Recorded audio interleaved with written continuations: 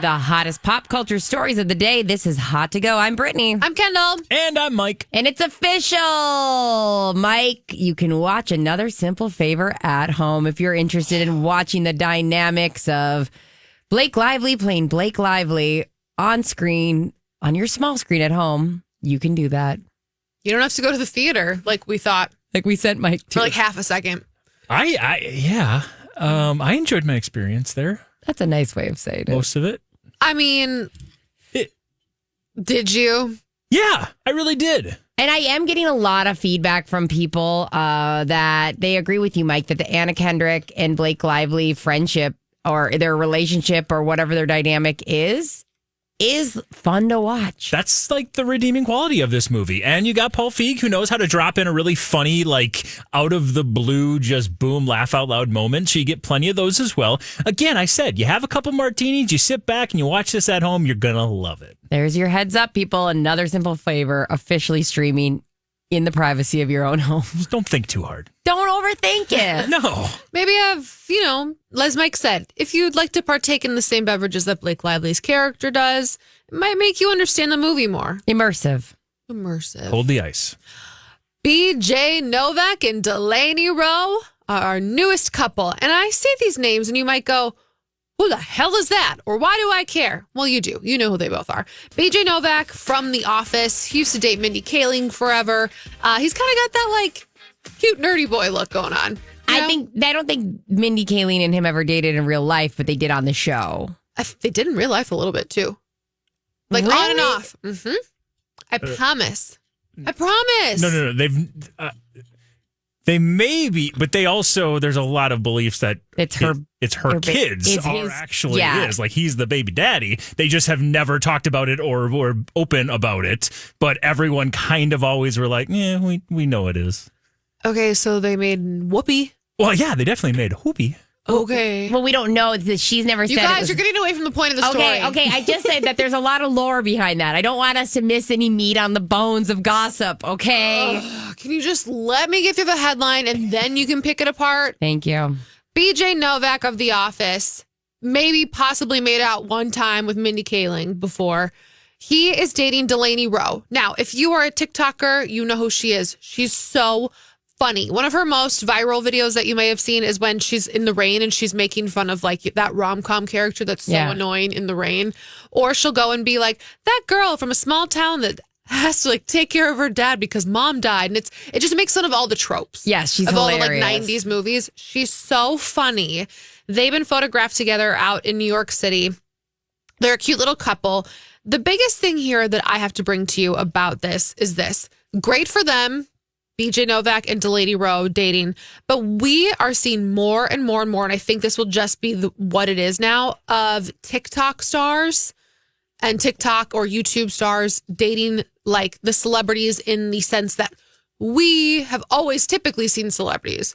Because nowadays, arguably, a lot of these people are more famous than the quote-unquote celebrity that they're dating. Yeah, and they're finding themselves in the same circles as celebs, and it's probably refreshing to see new faces. And a lot of these people, you have to be really funny to make it, right? Like there's an aspect that your creativity really has to lead the way on TikTok. I mean, if that's the field you're in, right? Like you can also be a hot girl dancing and get a lot of views and a lot of follows. But some of these, like we have, was it Jane Wicklin, the one who was now on SNL. Mm-hmm, she's from TikTok. She's the one who is, she's kind of straight pan is like her delivery. She's from SNL. We're having a lot of these people pop up, or she's from TikTok.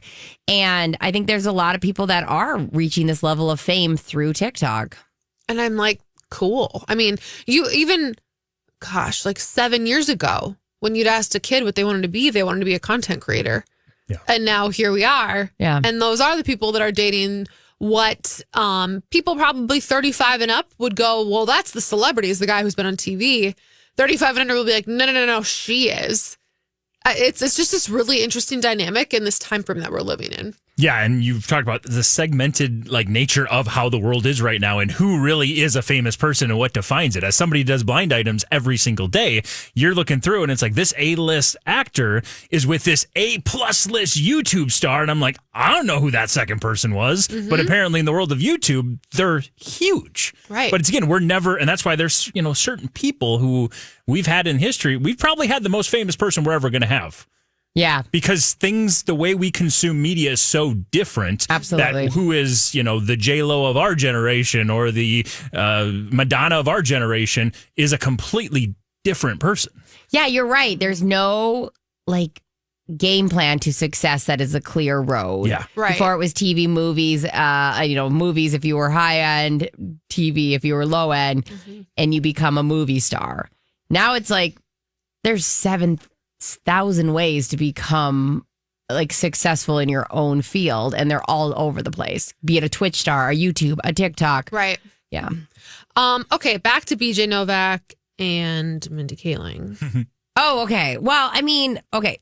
So I always thought there was no confirmed that they were ever together. And then when she had her baby, there was so many rumors that the baby was his. And she's never, ever said whose baby it is. And that's what I was just saying is oh, wait, it's not as confirmed as you think. He's actually, I believe, the godfather to all three of her children. And yes, to your point, they spend a lot of time together. They hang out a lot together. It was believed, and to Kendall's point, I think during the filming of The Office, it was believed that they were kind of on again, off again, dating just like their characters were. But yes, we have no confirmed. Yeah, she's never opened up about that part of her life. But again, you see him out and about and kind of acting in that role, and he is the godparents. That'd be real weird. I know. If he was the actual daddy. Yeah. And then he was the godfather. But it's giving godfather. but let's say, because this is this is not true. I don't know this, but if you're a woman who wants to have a baby and that's your best friend, there is a world where you do IUI, where you don't actually have sex with the person. It's, the glorified, people like to call it the turkey baster. I hate that term, but it's a visual that makes sense. You know what it means? Yes. There's a lot more to it than that. But where that you just pick a good friend and that's the father, because she's never said where her, who the father of her kids are. And she doesn't have to. I fall in that very much so strongly. It's she doesn't have to, but I could see that being the case. Well, Delaney Rowe, you might just be meeting your Oh, yeah. Huh. Okay. You know what? We're going to come to that on a day that I'm more awake. That would be her stepchildren. But are they? But not really. Because if they're not really his children. No, I'm saying biologically. If they are biologically his, that would be ended up being, she'd be a stepmom. I'm going to need a Venn diagram for that. That's not how it works. A Venn diagram would not be the ideal diagram. Mike. We had some big news yesterday. We saw something yesterday and we all kind of reacted one way to it. Now we're learning a little bit more details about it. Remember that Taylor Swift throwback picture with Ed Sheeran that went viral yesterday? Yeah, he posted a bunch of pictures from an old phone that he was about to throw away from 2015, I want to say. And there was a couple of Taylor Swift. There was also a funny jam one. There was. Referencing Kanye West. So that picture was posted yesterday, like you said, along with a bunch of other ones. And now we know why. That was a little bit of a tease. Ed Sheeran maybe taking a page out of his good buddy Taylor Swift's playbook and dropping a little hint, a little Easter egg, if you will, because Ed Sheeran has a brand new album on the way and a new song. It's called Old Phone. No way. All about finding a phone from 10 years ago and looking through all the pictures and the feelings that he felt when he did that. And I will say that's the song. It really doesn't drop, doesn't pick up. It just kind of is that same Ed Sheeran vibe the whole time. But it brings up a lot of good thoughts and a lot of good nostalgia around there because we've all done that with an old phone. Yeah. Okay. All I get out of this is he really needs to start uploading things to the cloud. Yeah. Because I don't have that problem because it's all in the cloud. So if I opened a phone from 15 years ago, it would look the same. See, I have I saved all my Blackberries because I have voice notes and things in there. I don't even know if I have the charger for it, but I have this. This is a feeling I do think is somewhat universal. You do? You have your old Blackberries? Mm-hmm. You're moving them? A BlackBerry is a little phone. I know, but like you're going to move it to your new house. You're Yeah. not just going to be like, all right, No. you don't get to come with me this time. No, because I have all my first sound checks are on there in the radio, and I have all that stuff saved on there. Huh. I Do you don't know. listen to it? Yeah, You ever, like, I look at it? have. I think I did like 5-6 years ago, whenever I did my last move, I listened to it. And I'm like, oh, I want to keep this. Okay. They're not like huge, and I don't have like a big stack of iPhones, but I think I have a BlackBerry, and that might be it. I think I only have a purple BlackBerry that I've kept. Mike, what about you? I got my old Nokia, the one that you can play Snake on. I got that one. Oh, God, I forgot that game. I had a moment where I was like, what is Snake? Oh, yeah, we would have to follow like the... Yep. When we would go visit my dad once a year, he had a cell phone. Of course, my mom did not have a cell phone, but my dad did. And I'd always be begging, let me please play Snake. Snake is such a cool game. Dad, please. He'd be like, we're almost out of battery. I'm like, let me play Snake. No, I mean, the idea of the song is very, like, there's a romantic piece to it, you know, and I don't mean in the traditional love way. I mean, like, you romanticize things, right? Absolutely. And looking back on it, I, surprising no one, haven't saved a single old phone. Yeah. You know what? It's like, you know what's funny is I don't even, that kind of song is so specific to a feeling that he even admits in there, I don't even want to have this feeling right now. So it's one of those things that I don't see myself wanting to play this song often because it's such a storytelling moment where even when that moment, I'm like, yeah, I remember that. Or like somebody who's passed away that I've seen a message from them. Right. You go, I don't know if I want to just have like a random Thursday that I get hit with that emotional load. Get real depressed. And that's so Ed Sheeran, though. I like know. you can't shopping market or supermarket flowers. Remember that song, which is all about our A-team. Yeah, but like when he gets back from his dead grandma, was it dead grandma or his dead mom? I think I don't remember what it was, but it's so heart wrenching when you actually hear the background to some of these stories, and you can't just put Ed Sheeran on and hit shuffle. No, because you are going to be emotionally destroyed at some point. Like there will be blood. You know, like you do that in the privacy of your own home. Like you just wanted a good cry. Put on some Ed Sheeran. I tell you, A-Team is such a good song, but it's so sad. Yeah. So that song is going to be a part of this upcoming new album. The album is called Play, and he just announced it today. It is going to be dropping September 12th. Well, you guys, this is not the first time, and it won't be the last. You guys were right. I was wrong. It's reporting that Megan Fox and Machine Gun Kelly are totally getting back together. Neck tat. What? We had a bet about a neck tattoo on this situation. Yeah. It was made just a week ago. I have to get a neck tat. She's not getting a neck tat. What? Don't tell me Not how I'm going to real live. one. We get to do. Remember, we State Fair neck Yeah, tat. don't you remember we have the temporary tats we're going to get, like a face tat. I started thinking, I think it sounds kind of cool. Brittany is the one who you just got your first tattoo ever like a month ago. Yeah. You're going to get a neck tat now? A temporary neck tat for the state fair. People won't even notice because that's what the state fair is like here. So it's only a matter of time between these twin flames start heating up their romance again. Perez Hilton reports on all signs have been pointing towards a reconciliation between exes Megan Fox and Machine Gun Kelly ever since the arrival of their little baby girl in March. The rapper even moved in with the actress. They claim that the change wasn't about them, but rather so Machine Gun Kelly could help out Megan in her postpartum days and be around their newborn. Insiders are saying that Megan's relationship with Machine Gun Kelly has been rocky, and they're doing the best they can to co-parent. She isn't focused on rekindling things, but romantically with him just yet. Megan knows it will take a lot of work and therapy for MGK to regain her trust as well as her family and friends, but they're seeing that there is a path there. Run. Girl. I know. Stop it. Why? Why are we bringing ourselves down to this level? It's the baby. If it was the baby, why have they done this 4 times before the baby showed up? This is not the baby. I know. This is her way of getting attention, and it always has been, and it always will be. They've done this for years. That's why immediately when this happened, I said they're getting back together. The baby was the only thing that maybe would have been enough to separate them. I think that she was done. This is my theory. Okay. I feel strongly about it. I think he got sober. He had the same shenanigans he's always been doing, and she was done. Got pregnant, or she was pregnant, and now she's like, okay, like, there is a part of you that wants to have the father of your child be the one you're with, right? Like so much instinct, like whatever. So he right now is on his best behavior. I don't foresee this happening for a long time. I think that this is just a long way, a long road to the same freaking house.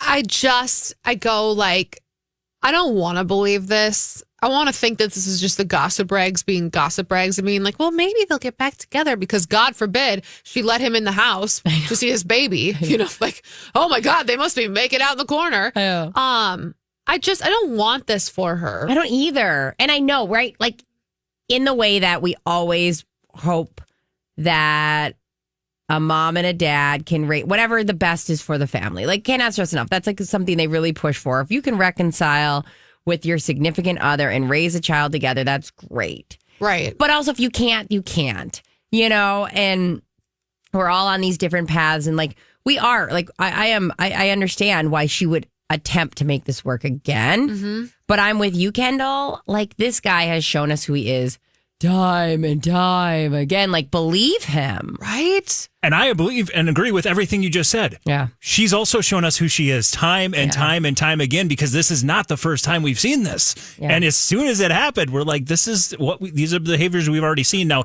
Perez Hilton is where this most recent story is. Let's not forget, a week ago, there was a People article talking about how they are loving this new chapter of their life and working together as a team with this child, which is awesome. We want to hear that news. That is great news. That is wonderful. But that's also planting the seeds for these other tabloid stories that are going to start trickling out when we find out that they're indeed together and Brittany gets a neck tattoo. Mm-hmm. I can't wait. Megan, hey, my name's Kendall.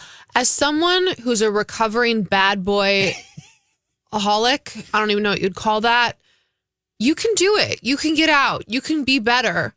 I dated the worst men, all of them. They were all on drugs. They were all doing illegal things. And I thought, with all these tattoos and all this bad attitude, and I hate my moms, it's fine. I'll fix them. No, they never change. Mm-hmm. Get out. Just stop. Just stop. Be done. You Amen. know, I just wonder, like, if it's worth another shot now that they do have a kiddo together. I don't know. Like, that's a part of me that softens a little bit where I go, and also here's the thing, Kendall, one thing that we know about everybody, they have to learn the hard way. How many things would we have loved if somebody came in and said, this isn't going to end well? If we would have gone, oh, like, I see where you're saying, and take that road. But unfortunately, every bad relationship I've ever been, I go, I got to see this one through. But she's seen it like 14 times now. Yeah. Like she has. It's just time. And the baby thing, come on. He already has a different child. Yeah. And like, I think from what we've heard, he's, involved and it's a lovely relationship. There's a co-parenting that can happen here easily. So we're not 100%. missing out. Yeah. I hear you. I'm with you. Megan, be done. You're so much better than this. You're so much better than this. And you have all the resources and help and all the things that like many single moms would love, and you'll be just fine. Mm-hmm. And he will be there. Mm-hmm. And he can be the parent that he needs to be as well. And it'll be amazing. But go do it. Not with him as your partner. Yes. Okay. This is the story that keeps on giving. You know how we are constantly going, yep, there's a story that just like is a revolving door. Like every single day there's an update to it. Yeah. This one is the Bill Belichick, Jordan Hudson. This interview that happened on CBS Sunday Morning that so many people wouldn't have given two hells about, but everybody cares about because she chose to interrupt it. Mm-hmm. And it definitely, as we keep saying, is giving elder abuse. Yeah. Is back in the story. So everyone's talking about it, as we said. And a couple of Bill Belichick's old very famous players have a podcast together, Rob Gronkowski and Julian Edelman. And they brought it up. They were talking about Coach Belichick and how they thought that this wasn't super weird, that this was all getting really blown out of proportion, that his girlfriend interrupted the CBS interview and said, we're not talking about that, when the interviewer asked Bill Belichick about their relationship and how they'd met. It didn't come off well, but his old players are defending him.